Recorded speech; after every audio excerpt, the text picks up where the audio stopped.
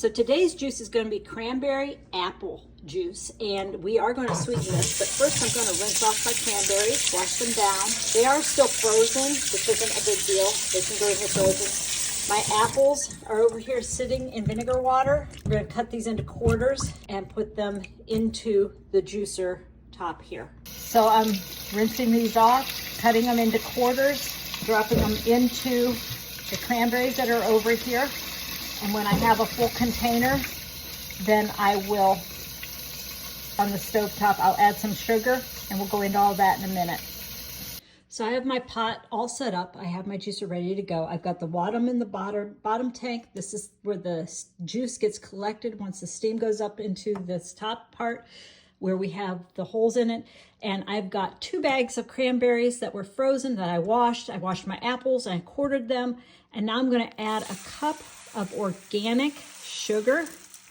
And then I'm gonna put the lid on and turn the burner on to high. I'm gonna put my timer on for 45 minutes. Then again for 45 minutes after I drain it a little bit. And if the lid doesn't fit perfectly, it will go down very quickly. I usually do 45 minutes, then 45 minutes, then 30 minutes. And that seems to be the perfect amount of time in order to get all the juice out of these apples and cranberries that I can. So the first 45-minute timer just went, and as you can see, the apples have gone down significantly and the sugar is all disappearing. So I have my jars ready to go down here, and you can see in the hose there's already some liquid built up. So I'm going to remove that, and then I'm going to slowly fill these jars. I have 4 quarts because today I am just doing quarts. I don't want to mess with any other size. You can see how pretty that liquid is. But I'm only going to fill it about halfway because I want to make sure that I get even flavoring throughout. This is the tricky part. Now this is nowhere near being done. Usually I get a half gallon-ish, 7 cups, the first 45 minutes. And then the second part I get an additional half gallon. So I'm just going to let it drip in there. Now once it's drained, I'm going to set the timer for another 45 minutes and we'll come back to it again. So the second 45-minute timer just went off, and you're going to see where the apples have cooked down even more. And this is when I tend to stir.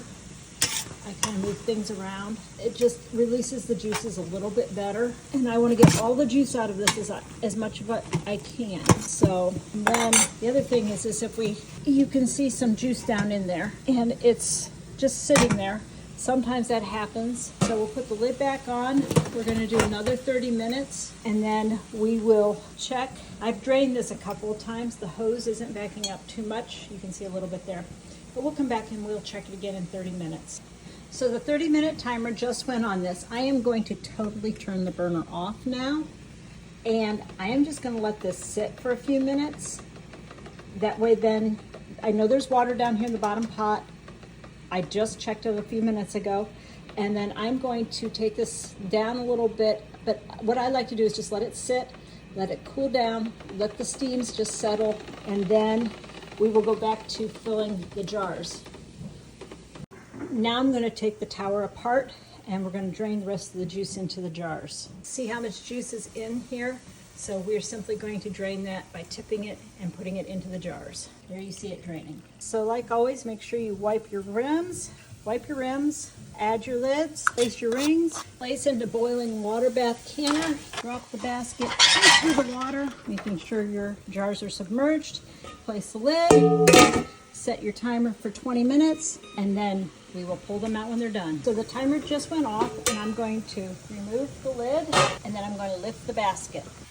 So then I'm going to take each jar of juice and put it on a towel over here and let it cool. And as it cools, the lid will pop and they'll all be done and sealed. And I will wash them tomorrow, removing the ring for storage. Oh, by the way, I know I'm going to get asked this question. I had some sweetened spiced apple juice that I needed to also can. So I had the ability to fill the canner this way. So that's what's in there with the cranberry apple juice. This is Kelly signing off from Yellowknife Homestead. Oh, love those pops.